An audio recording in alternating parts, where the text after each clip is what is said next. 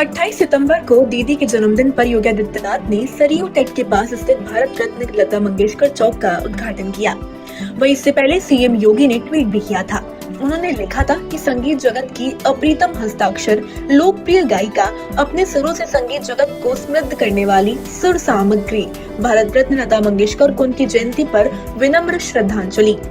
आप हम सभी की स्मृतियों में जीवित रहेंगी। वही साधु संतों ने कहा कि लता मंगेशकर चौक का कोई विरोध नहीं है। वीणा का डिजाइन तैयार करने वाले राम सुतार भी लता मंगेशकर चौक के लोकार्पण समारोह में पहुंचे।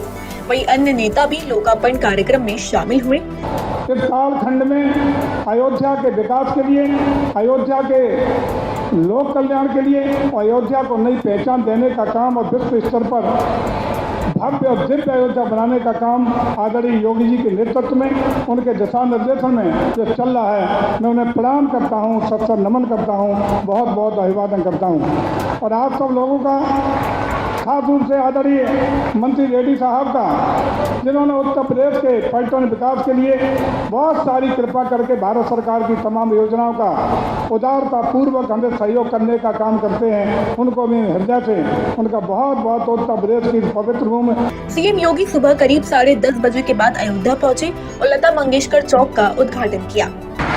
पूरा देश और पूरी दुनिया बड़ी आशा भरी निगाहों से अयोध्या को देख रही है।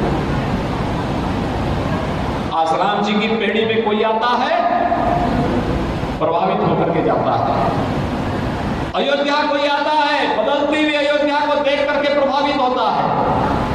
अयोध्या के सड़कों के चौड़ीकरण और सुंदरीकरण के कार्य को, घाटों के सुंदरीकरण के कार्य को, अयोध्या के सुंदरीकरण के कार्यक्रमों को जब वह देखता है, प्रभावित होता है। और इसलिए हम सबका दायित्व बनता है, हम सब अयोध्या को सजाने, संवारने और भव्य राम मंदिर निर्माण के कार्यक्रम के साथ रामलला की विराजमान भव्य राम मंदिर के अंदर होते ही अयोध्या दुनिया की सुंदरतम नगरियों में से एक के रूप में अयोध्या की पहचान हो जाए और हमारे पावन धाम दुनिया के सामने, जिस नाम से अयोध्या त्रेता युग में जानी जाती थी, अपनी सुंदरता के लिए, अपनी धार्मिक और आध्यात्मिक गतिविधियों के लिए, उस नाम को फिर से चरितार्थ करने की ओर अग्रसर हो जाए। और इसी अभिलाषा के साथ आज हम सब यहां पर मर्यादा पुरुषोत्तम भगवान श्री राम के प्रति जिसने भी कुछ भी किया है, उन सभी के प्रति कृतज्ञता ज्ञापित करने का एक कार्यक्रम प्रारंभ हुआ है। और यह हम लोगों ने लता दीदी जी की स्मृति में लता चौक के लोकार्पण के साथ इस कार्यक्रम को आगे बढ़ाया है। आपने देखा होगा कि लता दीदी की मूर्ति नहीं, लेकिन जिस वीणा का उन्होंने जीवन पर्यंत साधना की, उस वीणा के माध्यम से लता दीदी को श्रद्धांजलि देने का कार्य हुआ। आपको बता दें, बुधवार सुबह करीब 8 बजे पीएम मोदी ने भी एक ट्वीट किया, जिनमें उन्होंने लिखा कि लता दीदी की जयंती पर उन्हें नमन। ऐसा बहुत कुछ है जो मुझे याद है। अनगिनत बातचीत में वो मुझ पर स्नेह बरसाती रहती थी। मुझे खुशी है कि आज अयोध्या में एक चौक का नाम उनके नाम पर रखा जाएगा। लता जी मां सरस्वती की एक ऐसी ही साधिका थी जिन्होंने पूरे विश्व को अपने दिव्य स्वरों से अभिभूत कर दिया।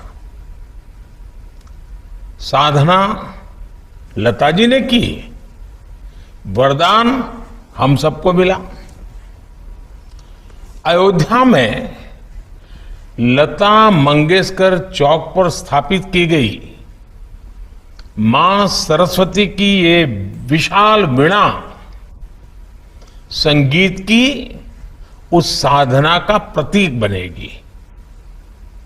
मुझे बताया गया है कि चौक परिसर में सरोवर के प्रवाहमय जल में संगमरमर से बने 92 श्वेत कमल लता जी की जीवन अवधि को दर्शा रहे हैं।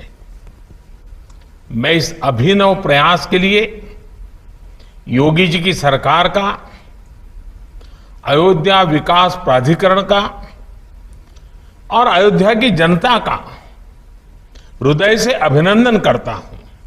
इस अवसर पर मैं सभी देशवासियों की तरफ से भारत रत्न लता जी को भावभीनी श्रद्धांजलि देता हूं।